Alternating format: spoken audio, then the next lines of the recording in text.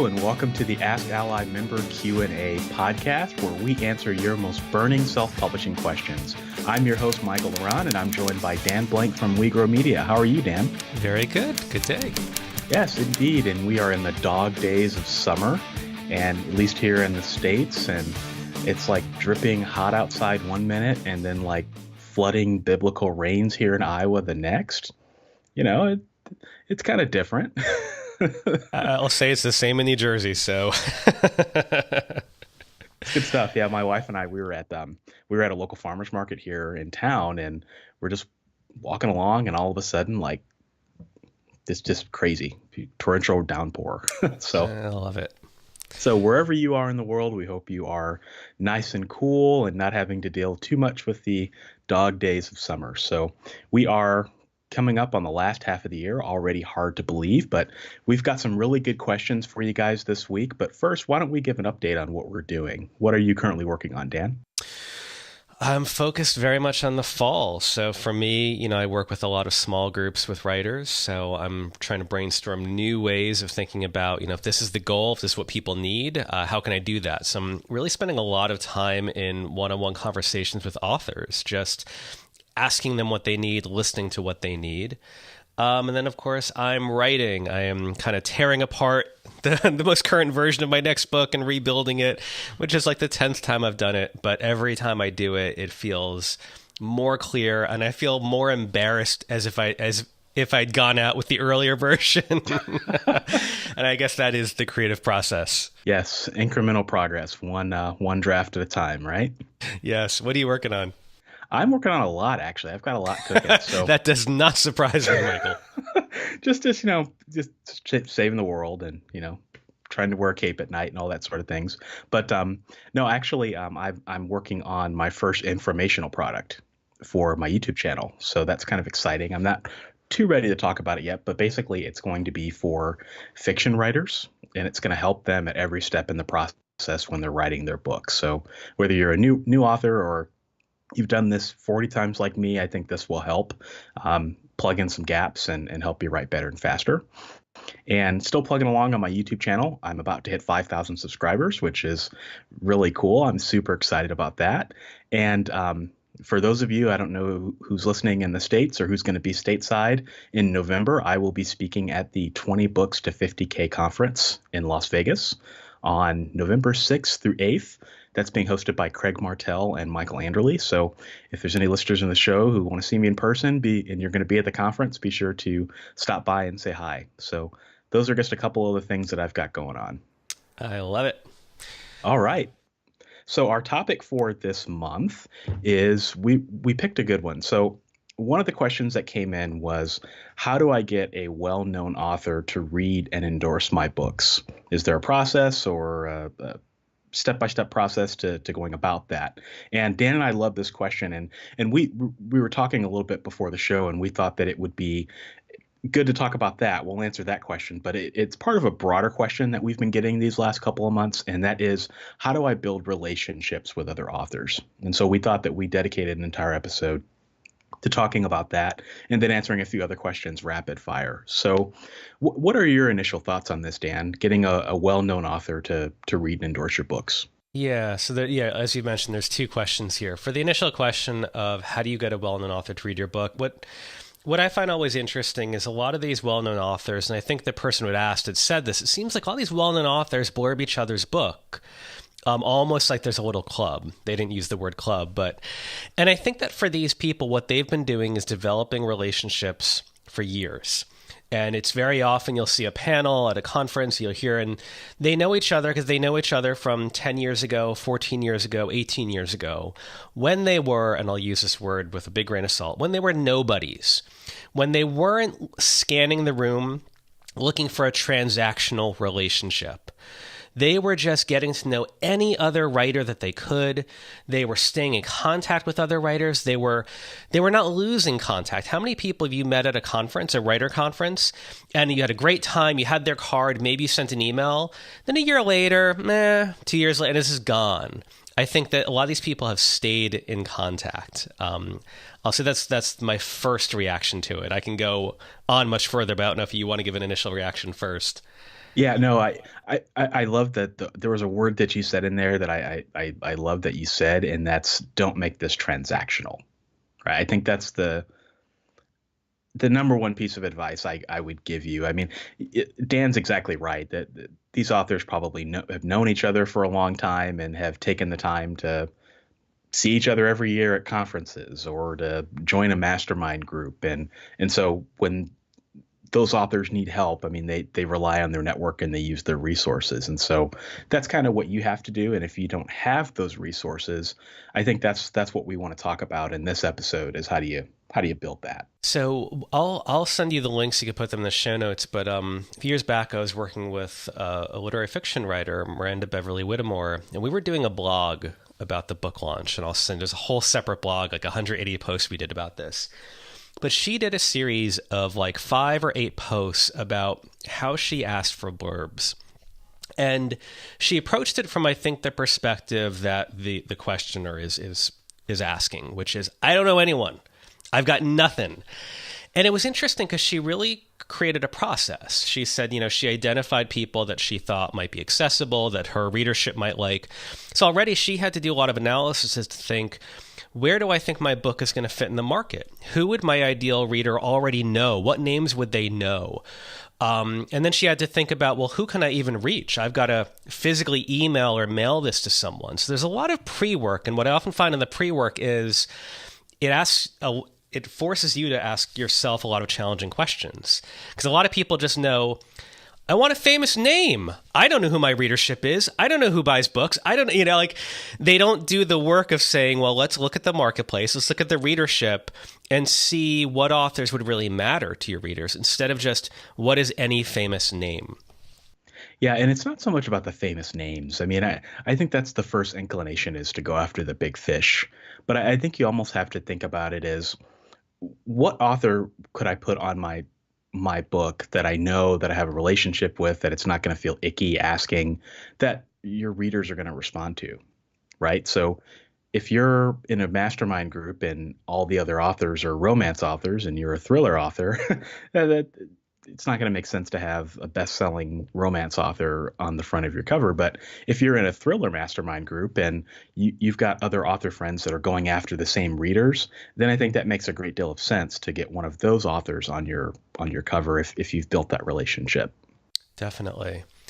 When Miranda was going through the process, she picked people she would try to pick people she had some kind of third degree connection with, as well as people she had no connection with. And the third degree thing would really be racking her brain of saying, oh yeah, 15 years ago, I was an assistant in a class and this author came in as a guest speaker. So they were really trying to rack their brain for that. But her process was interesting because it wasn't just sending an email. If she created a list of 10 people, for each person, she would read their latest book. So that takes, hours and hours of someone's time. I'm going to read their book. I'm going to invest myself in what they're writing to make sure it's a fit. And then in the email or letter that she sent, and I think there's examples, she would reference it. She would say why she thinks, this author is would be a really good fit, why the readers would like it, why they think that you would, that author would like your book. And I think that an author notices when you don't just mention their book, that you mention their characters, you mention plot points. You show that you're actually a fan of the work and that you've put in the time. Because think about what you're asking when you're asking someone to blurb a book. And the reality of this is often different than the perception. But you're asking someone who might not know you, might not know your book, to spend time reading it. And I imagine you're a fast reader because you're sort of like a Superman at everything. But for a lot of people, that's spending 5 hours, 6, 7 hours reading a book. Then it's asking them to somehow sum that book up in one paragraph. And also in that paragraph, make sure that at least one line is like this awesome bite-sized thing that could go on a cover. And then put your reputation behind it by having your name on it and doing all that work for someone you've never met for no compensation other than goodwill. So it's a huge ask. It's an enormous ask. It is. And so let's just thinking of people listening to this are probably thinking, oh, that's great, but I'm not even there yet. I don't even know anyone. I don't even know how I could even go about this. Let's go back to step 0 here. So if you were a new author today, Dan, you didn't have a book, or let's say you do have a book. Let's say you're a first time author, you've got your first book, and you have zero contacts, zero relationships. It's probably not an option for you at this point. But knowing that if you want to start building your network of authors for maybe your second or your third book, what steps would you take today to start building those relationships? Well, we're talking about two different things here, because I think that even if it's your first book, you have no connections, you absolutely can reach out to these big name authors. And I think that's one thing for us to explore. And then the second thing is this developing the network. Which should I delve into first? Let's talk about the network first, Okay. because I think that the network has to come first. I think it's really easy to go after the big stuff first, but I think that a lot of people are going to be inclined to do that, but that's going to scare the bejesus out of a lot of people that are listening to this. So I think let's talk about the network first, and then we can circle back to the blurbs. So the way that I often work with this for myself or with authors that I work with is I start in the marketplace. So if I have a sense of, well, I'm writing a thriller, but it's this, but it's this, but it's this, like, I'm the special snowflake. You've got to figure out, well, what books let me look at thriller category. Let me look at books that I think are like mine. Let me go down to Barnes & Noble. Let me go down to the indie bookstore. Let me go down to the library and say, hey, I'm an author. I'm writing a book, and, have your 1 or 2 line thing and say, I'm looking for other books like this. Put all your cards on the table, because these people, not only expert in books, they love meeting authors and they love being wise. They love directing you to books, especially if you're someone who's invested in creating books. So I would spend a ton of time on Amazon going through the different categories. Like, I'll type in thriller, I'll type in this one big name I know, and then I'll use all the Amazon tools of customers also bought. I'd go on Goodreads, they have lists there. So I spend a lot of time seeing, oh goodness, Amazon doesn't have a category for thriller, but this, but this, but this, but this, but that. They segment it by these 5 things, and I've got to pick one. And let me then look at the reader reviews. And from that, and from recommendations from the librarians and booksellers, I would start getting a list of authors who have published in the last 3 years and have had some amount of success. And I would judge that from 20 reviews to 300 reviews. That kind of mid-list current author in the genre that you're writing. And from there, I would then take it to social media and follow these people. And I would view social media not as an output, but an input, which is what can you learn from these people? And even last night, there was an author I follow, and she did an Instagram story, a 5-part story saying, having this challenge, I'm moving to this next level in my career, and I need to find this type of thing, but I went here, they didn't have, I went here. So I did a private message, and we had this boom, boom, boom, boom, this whole chat back and forth. And I was like, you want to hop on the phone and chat about this? So I used Instagram not to retweet her, not to get her to care about my stuff, but to have a conversation.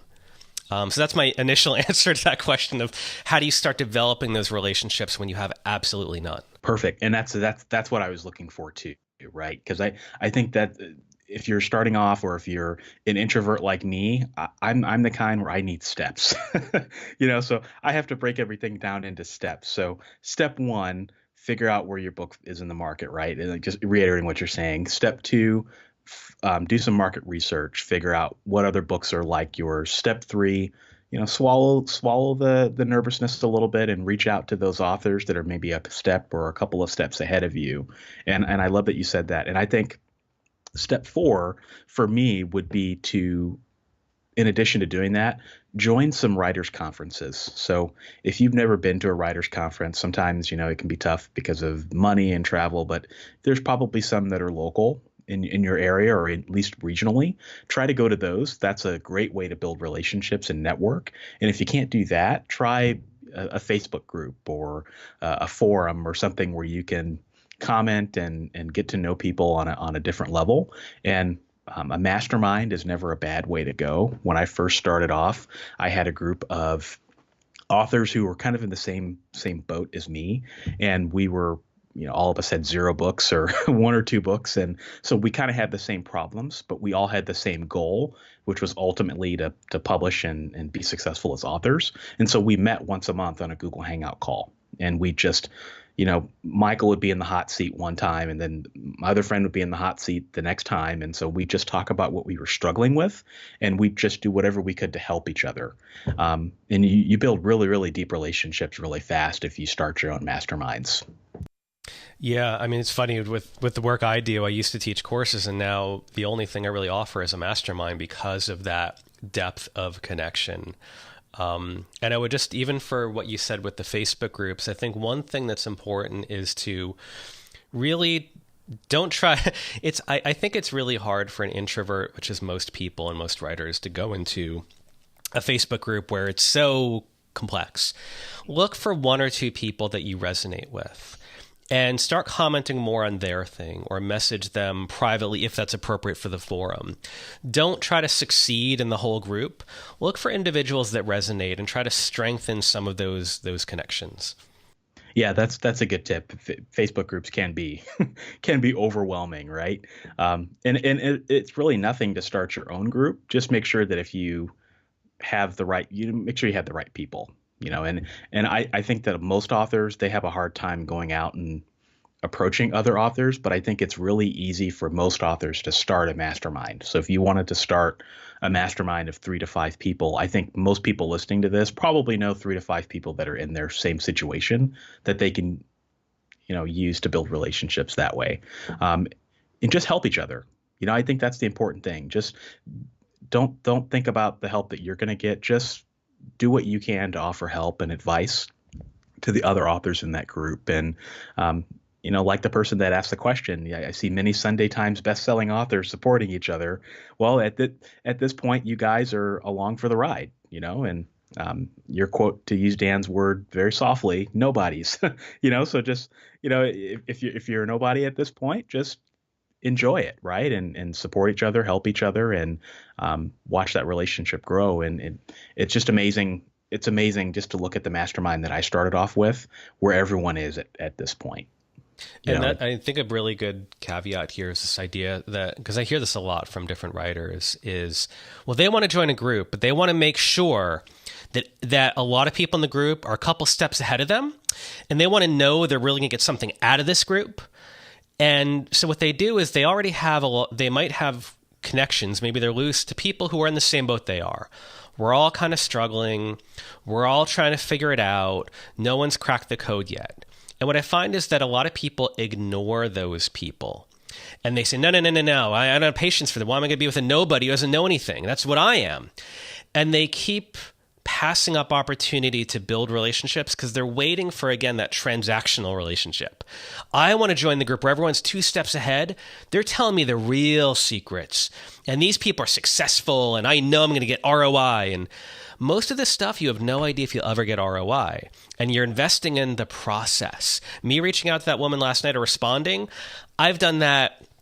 I don't know how often. I've had this company for 8 years, and all I do is talk to writers and artists. So I've probably done it thousands upon thousands of times. It is a process. And me reaching out was truly, I'm so curious of what you're saying. That is literally it. There's no transaction going on there. And I think that you have to have the confidence to pursue that kind of connection. Yeah. You couldn't have said it better than I couldn't have said it better than you. I mean, that's exactly it. Again, it just boils down to, don't be transactional. Just build those relationships, and you'll find that, just keep people in mind when you go through and you've got things going on. So like in my mastermind group, we've all stayed friends and we've all stayed in contact. There've been several marketing opportunities where I've been invited to box sets, and the organizer will ask me, hey, do you know anybody else that writes thrillers or that writes science fiction? And well, actually, yeah, I've got a friend in a mastermind. I'll tap him to be involved in it, and just things like that. I mean, just do whatever you can to help people. And you'll find that, you'll find that people will help you as well, and like I said, just don't give with any expectation of return. That's the important piece of it. Just be authentic and have fun, and I found personally in my own personal strategy that's I think that's what's led to more opportunities and more networking than anything else. But you've got to put the effort in to actually get to know people, right? You can't just sit in your ivory tower and write books all the time. You've really got to get out and, make your mark in the community. Yep. Can we talk about the other side of this? Yes, let's I talk know about no the one, other side. and I still want to reach out to people, which I'm a big believer in. Yes. So this is something I see a lot, something I encourage, which is all these big name authors are sitting at home and they're very busy, they're very stressed, but they all love hearing from people who like their work. So I don't think it's bad if you're emailing them, but I think that you need to have a process. You need to be mindful of it and respectful. I think I don't want to spend too much time because I know we'll talk for a while, but like I said, if you're going to reach out to someone, really have invested in their writing, read their book, craft a personal email, be super clear about what you are asking. Make that email or letter short. I would like to ask if you would blurb my book, blah, blah, blah, blah, blah, something complimentary about their work, give the line about your book, that sort of thing. But I get a lot of emails, as you do, as anyone does. Don't give the life story. Here's 3 paragraphs on my book where I kind of tell you it's a special snowflake. Here's my journey that feels great to finally tell someone. Here's 40 things I know about you. And somewhere in line 48 out of 100 is the ask buried. Be really quick, be really clear, say as little as possible, and give them real direction. Like even when I interview people I have a podcast as well. First line, can I interview for a podcast? We talk about this or that. It'd be a 1-hour commitment, blah, blah. Really clear. Then I back into who I am, why I'm asking them. If you're making people guess, you are wasting their time. I would say also, and will be linked in the Miranda stuff, but she was really big on thank you letters. And she talked a lot about the process of, sending a thank you letter, how do you send a note. And I think it was great. What I often find with this is will you get plenty of people that won't respond? Sure, because maybe you've got to go through a publicist. Maybe they're a big name author. But this is what I like about following authors online. I've probably mentioned her before, but Emily Giffen is one I follow on Instagram. She's hugely popular. And it's interesting because if you follow her Instagram stories, because her most recent book just came out, she reshares and replies to message after message. She'll have screenshots of text messages, photos of letters, emails, retweeting people on the beach with her book. Does she do it with everyone? No, she probably does it with half of 1%. So maybe she'll never see you, but maybe she will. And I think that she is an extreme example where she shares it all publicly, but I think that's any author. Yeah. No, that's all good stuff. I mean, you said a lot of really good things there. It's like, but if I could pick, don't think about this as like, just be clear. Yeah, I'm not able to talk this morning, so just be clear and remember what's in it for them, right? Don't. There's 2 parts here. Don't underestimate people's egos, right? So I love getting emails from people that say that they love my podcast or they love my book or that's just awesome because it just validates everything that I'm doing, right? But at the same time, remember to be specific and clear in exactly what it is that you're wanting to get from that author. And that's such a big point. I want to just add on it. That's so awesome. A lot of times if you're writing out to a famous author, you're going back to I love that big famous book you wrote 20 years ago that everyone knows you for. Don't do that. Talk about, they've since written 20 books since then, and they released a book 6 months ago. Talk about the book that that they are so proud of, the one they just came out with. Or if you've done research, find out what their big hobby is that they'll talk about boating or fishing or the Mets endlessly. Find that way into what will excite them, because if you're the billionth person saying, I love that super famous work that was made into a big Brad Pitt movie, it's not that it doesn't matter to them. It's just that it's not what lights them up. They've heard that a billion times already. Talk about the thing that they're going to be looking for more, conversation around. Exactly. So, well, why don't we wrap that up and we'll jump into our rapid fire. So thank you, Sula, for that question. That was a good question that got us talking for a while here. So love that. All right. Next question is, I'd like to translate my book. How would I go about doing that?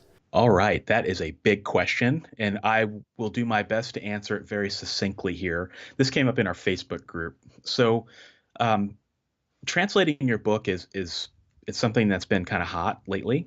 It's been hot in the last couple of years. You don't hear as much about it anymore because I think a lot of people have jumped into it and it wasn't as successful as they thought it would be. So it's a pretty big endeavor to translate your book. And personally, I would only recommend it if your book is doing well sales wise. And if you can afford to pay out of pocket for a quality translator who can help you create a good manuscript in whatever language you're targeting and a narrator that can help you with the marketing. Because I think that that's where people stumble, right? So you can get a really good translation, but if you don't have someone that's able to help you market it and doesn't know the market of the countries that you're going after, you're going to have some problems. So it's not a cheap endeavor either to get your book translated. So I think if you're going to do it, certainly keep the option on the table, but just make sure you understand that it's a really, really big endeavor. It's bigger probably than you think it is, and it's going to be pretty expensive. There are tools out there or services out there like BabbleCube that make this a lot more accessible. And BabbleCube is great and it offers a good service. But again, it just boils down to finding the right narrator who can help you with the marketing. I don't know anyone who's really knocking it out of the park with translations right now, whether they use BabbleCube or they do it on their own, unless they were already bestsellers in their current genre and there was already a demand market-wise for the book in that country. All right, next question is crowdfunding my book. Should I do it? Yes. Okay. So the answer is not yes, but I was just confirming the question. So crowdfunding is an interesting thing, right? So I think we've all seen examples of Kickstarters, Indiegogos, maybe people promoting their book on Patreon or using Patreon as a way to fund their books. And I think crowdfunding is awesome. I think that it has a tremendous benefit, and I think it really does tie into a lot of the things that Orna Ross, our fearless leader, is talking about with self-publishing 3.0, and talking about different ways of funding and driving income streams for authors. I think all of that is fair game. I think the only thing that's not fair game, and that I would steer you away from, is crowdfunding things that you probably should be paying for anyway. So I don't know that I would go and crowdfund the editing of your book. I don't know that I would go and crowdfund the cover design of your book. I don't know that I would go and crowdfund the formatting of your book, right? Because I think readers are already going to expect you to do that. And when you do that, it just doesn't feel good when I see something like that. As a reader, I wouldn't necessarily want to pay an author to go and edit their books. Now, if the author's going through hard times, different story, right? I think that's a different story. GoFundMe and campaigns like that are usually really good. But in general, I would not recommend crowdfunding something that you probably should already be doing. Caveat to that would be, say, like a graphic novel. So I see a lot of people do crowdfunding for their graphic novels, or maybe to get their book into a special, like a hardcover, that sort of thing for the fans. I think that's cool. No worries there, but just be a little careful of that. But I think graphic novels, alternative things that the fans would enjoy and love, I think are really smart ways to do it. But it takes a lot of time, and it takes a lot of time and energy, and it takes a skill set that not everyone has. So if you're going to do this and you haven't done it, just make sure you read up and really understand what's involved.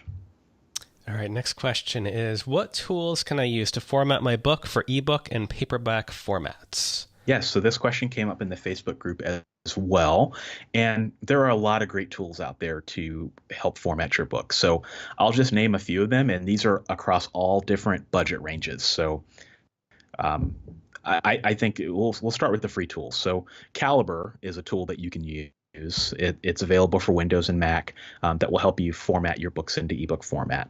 So it's super easy to use. It's free. There's plenty of YouTube tutorials on it out there. So Calibre is free. Sigil, I think, is another one that people talk about. I think at one point it was out of development, but I think it may be back. That's another free tool that people like to use. So those are the free tools that I would absolutely wholeheartedly recommend. I've used Calibre many, many times to make tweaks to my book and things like that. If you're looking for like the next level of ebook formatting that will give you a little bit more flexibility, I would wholeheartedly recommend Scrivener. Scrivener is fantastic. Its compile feature, it's just awesome. It's just awesome. I mean, there's a little bit of a learning curve to it, but you can learn that pretty easily, and it'll produce books that look really good for you.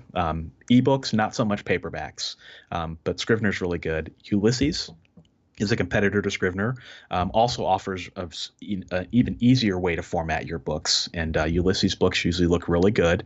Again, that's ebooks and not necessarily paperbacks.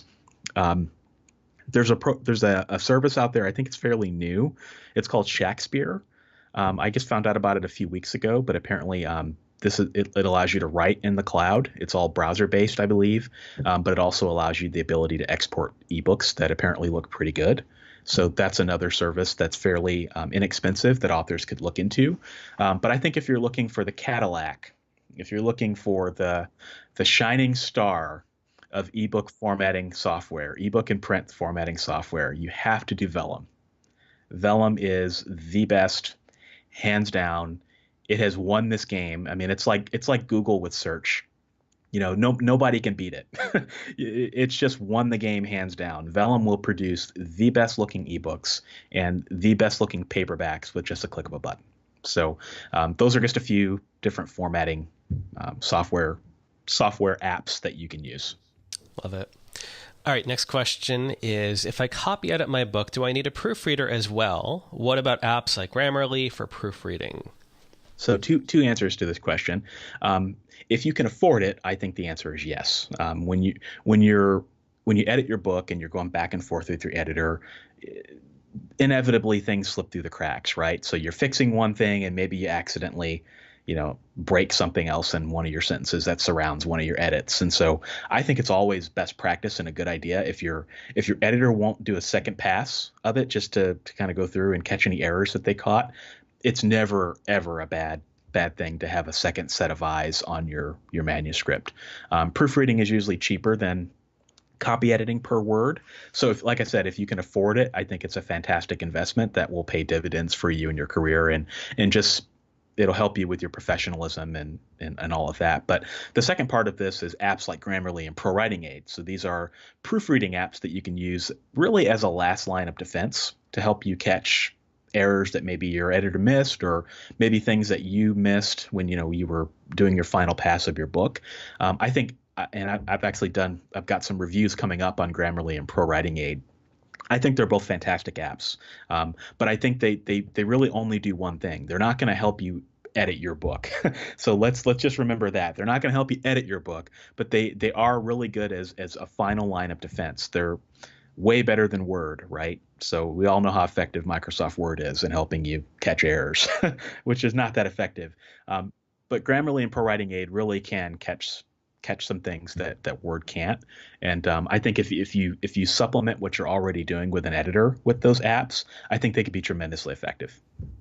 All right, so our final question is from Linda, and it is, do middle grade readers prefer to read ebooks or paperbacks? All right, Linda, so I did some field work for you on this question. So I actually know a couple of middle grade authors, and so I just posed this question to them. I thought I knew the answer, but they kind of gave me a little bit different perspective. So middle grade readers, it's like grade school readers, right? So the question is, do they prefer ebooks or paperbacks? And I think the answer is right now, today, is primarily they're going to be reading paperbacks. Their parents are going to be dictating for the most part what they're reading. They're going to be probably familiar to what they're reading in school for the most part, which is predominantly, at least here in the States, paperback. That's not to underestimate that this is a digital generation now, right? So my daughter knows how to use my smartphone better than I do, so they understand devices. And I think that as they get older, they're probably going to be digital natives, kind of like, millennials and the generation that came after them. But I think if I were going to go after middle grade readers right now, I would have offerings in both, but I would probably concentrate my efforts into paperback. So that's a great question. Love it. All right. That was all for the questions, I believe. Yes, and we have just one quick public service announcement real quick. So if any of you are going to be stateside in Nashville, Tennessee on the dates of October 2nd through 4th, ALLi is going to be appearing at Digital Book World. So ALLi is partnering with Digital Book World. We're going to have a big pavilion, and we've offered a scholarship to someone who's going to be attending. And we're also going to be coinciding our self-publishing conference, our next self-publishing conference, with Digital Book World. So we're offering a bunch of deals, significant discounts for friends of ALLi. So if you are interested in attending a book conference or a writer's conference where you can learn and do many of the things that we've talked about on this episode, actually, and network with people and get to know people in the industry and meet movers and shakers, check out Digital Book World. So we'll drop a link to that. But this is a big event for us. Once a quarter or so, we have fairly large conferences online and in person, where ALLi has a presence there. And so, like I said, this is a great opportunity, and be sure to check us out at Digital Book World. And if you're going to be there, I know that Orna will be there, so she would probably love to hear from all of you who are listening if you're going to be there. So stop by and say hi, and check it out. Love it. All right, so that brings us to the end of another episode of the AskALLi Member Q&A podcast. I want to thank you guys for listening. We love doing this show every week or every month, month in, month out. So we love to have your questions. Don't forget that if you're an ALLi member, you can submit your questions to us either in our Facebook group or on your ALLi dashboard. So be sure to do that, and we look forward to hearing your questions. So we'll wrap it up, and we'll talk to you guys next month.